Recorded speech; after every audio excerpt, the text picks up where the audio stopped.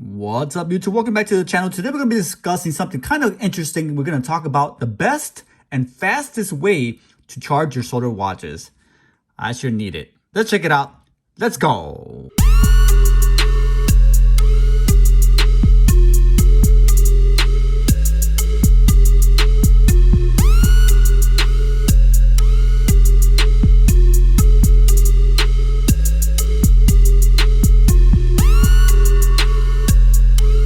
Alright, YouTube, thanks for joining me. Today we're going to run some experiments to determine the different ways to charge your solar watch and which ones are more effective. We will also factor in convenience along with reasons why one method may work for one person but not for others.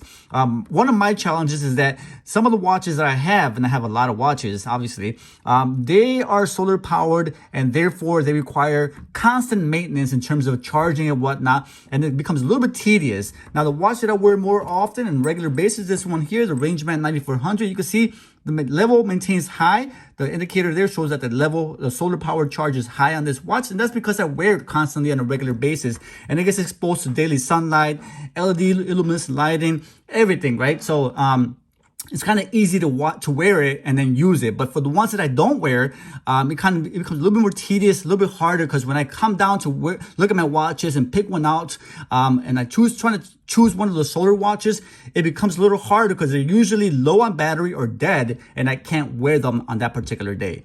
So here, I'll show you. For example, the watch I'm wearing right here, I love this watch. I love how it looks. I don't wear it regularly, but when I do want to wear it, this is what I get. And I'll show you the other watches I own. You can see I have a lot of watches, and unfortunately it becomes the same issue every time where I go to throw on a watch and pick one out, and for the most part, my solar watches are dead. Needs charging, dead. And that one is not solar powered. So you'll see, look at all this here. Dead. That one still maintains battery power and dead. So it comes kind of, see them, all of those solar power watches except for that one, all of them are not working because they need to be charged. See that? Almost practically all my solar watches. So I'll show you guys a good way to charge your watches and the most effective way compared to what Casio actually recommends. Let's get started.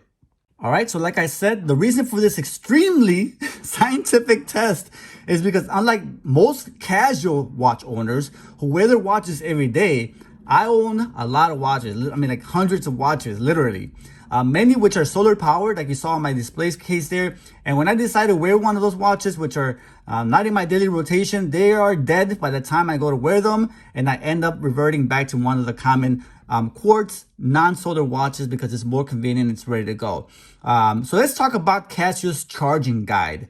The chart you see here illustrates the amount of light needed on a daily basis to generate enough power to operate the actual watch. So this is how much you actually need to operate the watch on a daily basis. It's not a lot, it's not inconvenient, but you do have to expose it to the sun on a daily basis. So according to the charging guide, you will need approximately 5 minutes of direct outdoor sunlight, which gives you 50,000 lux in order to charge your watch on a daily basis. Sunlight through a window, which is 10,000 lux, is 24 minutes exposure to the sun through a window. Daylight through a window on a cloudy day, it's 48 minutes. 48 minutes. So that's kind of, if you think about it, on a cloudy day, if you're not wearing your watch, and it's kind of a cloudy day, it's going to be a little bit more trickier to charge your watch. If you're kind of walking around in an office setting, and you use indoor fluorescent lighting, just regular standard fluorescent lighting, it's going to take a whopping 8 hours, 500 lux. That's what they're estimating, 500 lux for indoor fluorescent lighting, 8 hours exposure to charge your watch for daily operation. That's kind of high. All right, so before we get started, let me just mention that this is not a test about the most cost-effective experiment or the most eco-friendly approach to doing this. It's obvious that charging the watch with the sun is the most cost-effective and eco-friendly approach. You could just take all your watches out there, charge them, and it's free, right? But this is the most convenient, I would say, convenient and fastest way to do it and safest way to do it. So let's get started. To conduct our experiment, we'll be using this trusty, highly sophisticated, highly scientific light meter. I'm sure there are better tools out there, but this is the product that I have, and this is a product that I think will do the job. It's actually pretty accurate. First, let's see how many lux you get when exposing your watch directly to the sun. All right, now we are, it's about 11:45, so almost high noon, and we're in direct sunlight. You can see the sun just facing straight up, not aiming at the sun, and we're about 604, so 60,500, about 60,500 lux. When you're outside in a sunny day, it's about 75 degrees, which is perfect weather, I would say, at the day that you would be out. So 60,500 lux. And then if I were to point the device directly at the sun, so if you were to point the watch directly at the sun, it would change. You can see that. Pointing it directly at the sun there, almost high noon.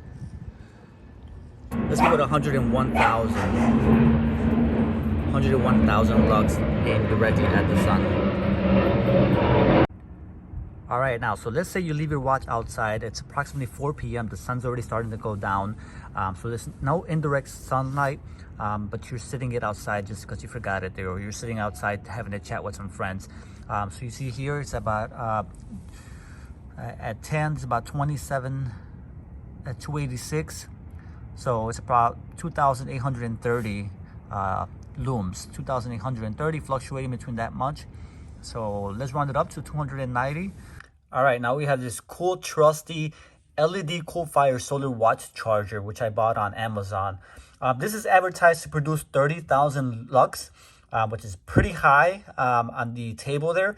And you can see it has a little protector on top to kind of protect the watch and the screen. All that. It's got an off and on screen, a little button here connected to the wall. Not a lot of watts necessary to power it. You turn it on and it illuminates like that. You sit your watch face down and it gives you a good, comfortable charge overnight, or whenever you need it, just give it a little power up. So you pretty much sit it there overnight as you sleep, and the watch pretty much charges and stays cool without having to supervise it so much. So let's check out to see how much lux that actually produces in comparison to other methods. Okay, so let's go and see if this gives us anything different. Right here, set it right on top of there like you're charging a watch. So let's go and put that right on top of there. Oops, face down. And there you go. Times 1,000. Wow. Excuse me, times 100. So about 60,000 looms or lux. 59,600 lux, if I'm measuring that correctly. Say it again. Maybe my positioning, 60,000.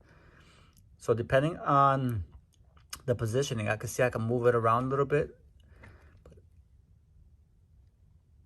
So there you go. So let's say 60,000, just to be played safe. 60,000 lux from the coal fire, which is really impressive. That's double the advertised, double the advertised lux exposure or production from that little coal fire. That's pretty good. So let's factor that into our little experiment here. All right, next, let's say you're sitting it inside your home facing the window, and you want to direct sunlight to the watch pointed directly at the sun through a window. You're looking at about 40,000, yeah, about 40,000 lux. And if you were to sit it on something like a ledge, not facing the sun, so facing the sun is 40, not facing the sun, just facing up with the sun still hitting it, you're getting about 21,200 lux. All right, so here we have it exposed to fluorescent lighting, just regular standard fluorescent lighting, nothing special, just above us, sitting above us is the lighting. You can see it's measuring 150 lux approximately on the meter.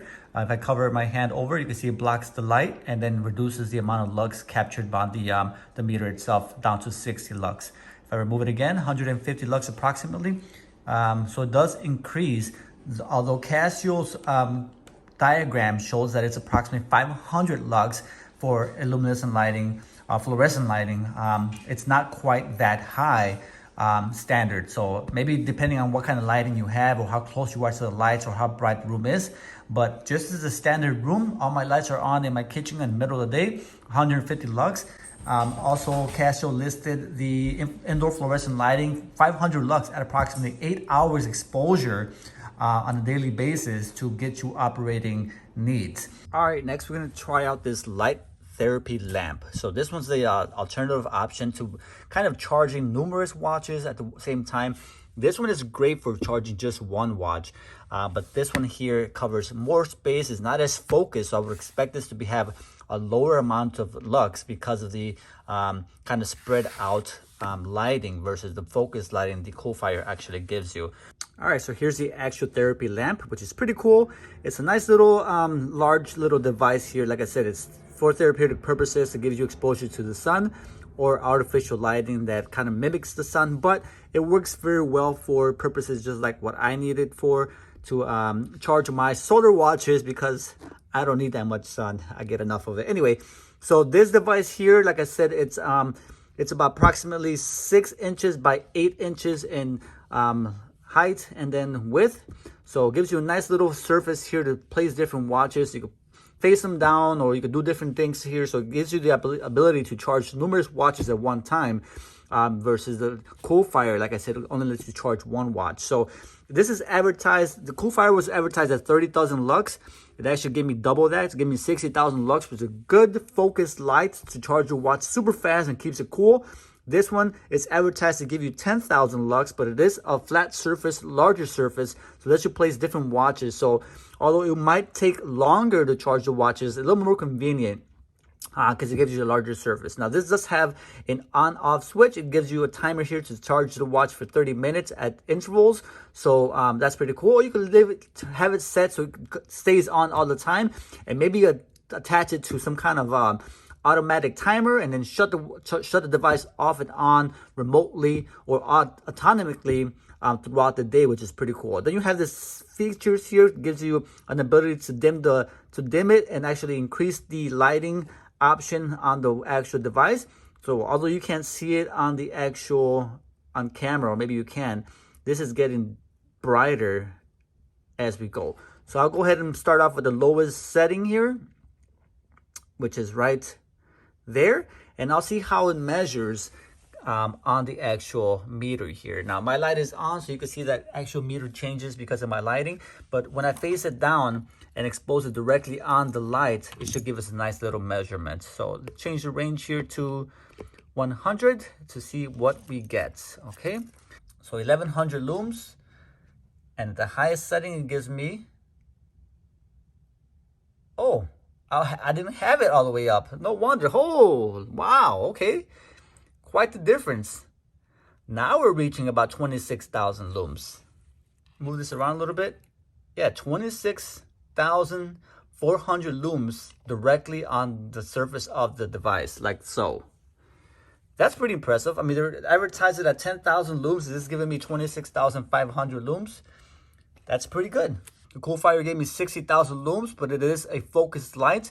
Gives you only one watch at a time. This gives me 26,500 looms. It's approximately not almost half of what the Coolfire does, but it does give me the ability to charge numerous watches at one time. So now what we're going to do is I'm actually set this in a different kind of setting to see if I could charge numerous watches and see how that compares when I'm not charging them directly on the surface. All right, so here's my intended use of this exact product here. So you can see I have watches laid out here. These are not solar, some of them are, but these don't get enough sun because the lighting here is terrible. It's always kind of dark unless I'm in the room, which I'm usually not. So right now you can see that with the actual artificial illuminescent lighting or the lighting in the room, I am getting some charge, but it's very low. You can see there it's actually 100 lux, which is impossible. You can't do much with that. So my plan was to actually set this up here over the display case, put my solar watches into the case, and then have it on the timer so that the watches get some kind of charging from this device throughout the day to keep my watches charged. Now, this is one way to set it up, kind of overlooking the watches. You could set it up on top of the case as well, facing down directly on the watches. So that gave me maybe, if I set 2 of these devices here over the case like so, like that, I could get a whole case kind of charged periodically throughout the day, which is kind of effective. Will keep my watches ready to go and then charged safely throughout the day without me having to do much adjustments. I don't have to move the case outside. I don't have to expose the case to the elements, and I could charge almost all these watches if they were solar powered at the same time. Very easy and safely. All right, you can see here, like I said, the light itself from the room is giving me about maybe 50 lux.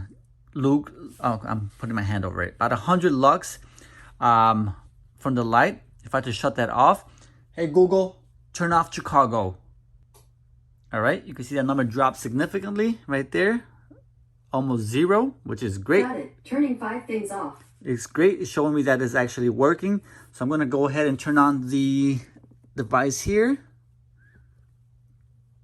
Woo! Wow. So that gives me at the highest setting.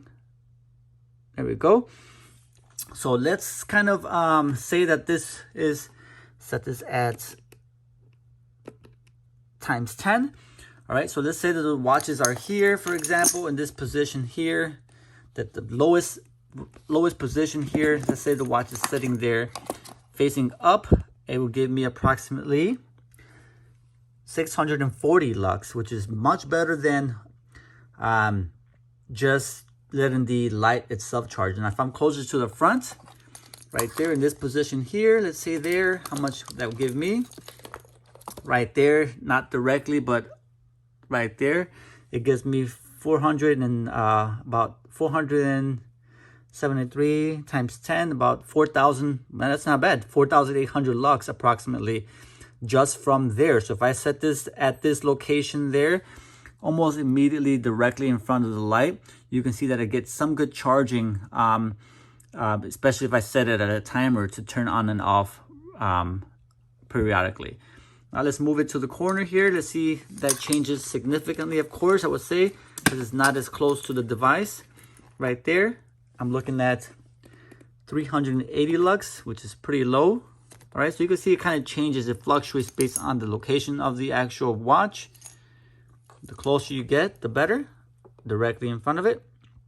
But like I said, I could set it, because this display box is not, it's not kind of short, it's not being displayed to anybody. So it's in this room doing nothing, just pretty much holding the watches. So I could face this down and directly on top of the watches, and it should give me a really good charge. So let's say, for example, I have set the watch right there inside the case. I close the case like that and put the actual device on top of it like so. At its highest setting. All right, so let's see how many looms it actually gives me, or lux, I should say. So the way it is directly on top of the watch, you can see I'm getting about, what's that, 221 times 100? That's 22,000 lux. That's really good considering that it's not being displayed, it's not by the sun or anything like that. So periodically on a timer, if I had 2 devices like this, the entire case would be charging at 22,000 lux. That'd be pretty good. I think it's very sufficient. Very efficient way to charge these watches, unless you can think of another way. Pretty cool idea. All right, guys, now you got all those cool tests. Now let's look at the overall summary of what's going on. From highest to lowest, the best way to charge your watch is using direct sun. Now you gotta be very careful because that could heat up your watch or overexpose it to the sun. It may damage the solar panel or the battery because it charges it so fast. So the battery itself may not be, for the longevity of the battery may not be the best, but it is the fastest at 2.5 minutes based on my measurements to charge the watch. All right. And on outdoor sunny day with indirect sunlight, it's 60,500 lux. So it requires about 4.2 minutes. Casio said it's 50,000 lux at 5 minutes. Mine was a little bit faster. And I think it depends on the position of the sun and where you are located. So there's a lot of factors in, a lot of little different variances there to kind of consider. Cool Fire solar charge is my favorite of all the methods. It's 60,000 lux, which is almost like exposing it to the sun. Only requires 4 minutes, and it's safe. It's cool. It doesn't damage the power. It doesn't damage the watch, and it kind of slowly charges the watch, and it's convenient. Just sit it on the device overnight, charges the watch from 0 to 100% if necessary, and you're good to go. That's one of my favorite methods. Next, there was a direct sun behind the window. You can see it's 40,000 lux. It requires 6.25 minutes. So maybe you're getting ready to go to work. You sit it by a window and you'll charge your watches pretty fast. 40,000 lux behind the window, direct sun. Casio said it's 10,000 lux, 24 minutes. I thought it was a lot better than that. You can see my experience, how that worked. The sun therapy lamp was pretty cool. It's a little more expensive, but you can see it's not that drastic of an expense. 26,500 lux with the therapy lamp. 9.5 minutes to do so. Not too bad. Behind the window, indirect light is 21,200 lux. Requires 12 minutes of charging. And then on a sunny day, around 4 p.m. when the sun is going down, it's 2,900 lux. It requires 1.5 hours to charge your watch. And then lastly, if you're wearing the watch around you at work, or you have a fluorescent lighting in your office, or you just sit it on top of a table, for example, it's 150 lux. Casio said it's 500. I couldn't get that high, maybe because of the lighting in my household. Maybe it wasn't bright enough. Nevertheless, it says 28 hours based on 150 lux. Casio said 8 hours. I think it's the least effective way to charge it, but it does help that it's maybe topping it off. If you've maybe commuting to work and exposing it to the sun, the additional fluorescent lighting helps. It's not terrible, and it's slow, so not terrible. So my recommendation, the most convenient, is the Cool Fire if you're charging just one watch. But if you are like me, who own a lot of watches, the sun therapy lamp is a great way to charge your watches. It charges numerous watches, maybe 48 watches, depending on the size of your case. And you could set it on a timer like I showed you guys, and then you'll charge your watches and they'll be ready to go whenever you need them. All right, guys, thank you. Hopefully you enjoyed this video. It's very educational and you learned something from it. Comment down below. Tell me what you use to charge your watches. What's the method you prefer based on my experiments? If there were any mistakes I made or anything you would like to add, I would truly appreciate it. Thanks for joining me. Till next time, this is Chicago. It's still low on battery. I gotta put this to charge, man. I'm out of here. Peace. My GShock, I'm rocking my GShock. I'm rocking my GShock. I'm rocking my GShock. I'm rocking my GShock. I'm rocking my GShock. I'm rocking my GShock. I'm rocking my GShock.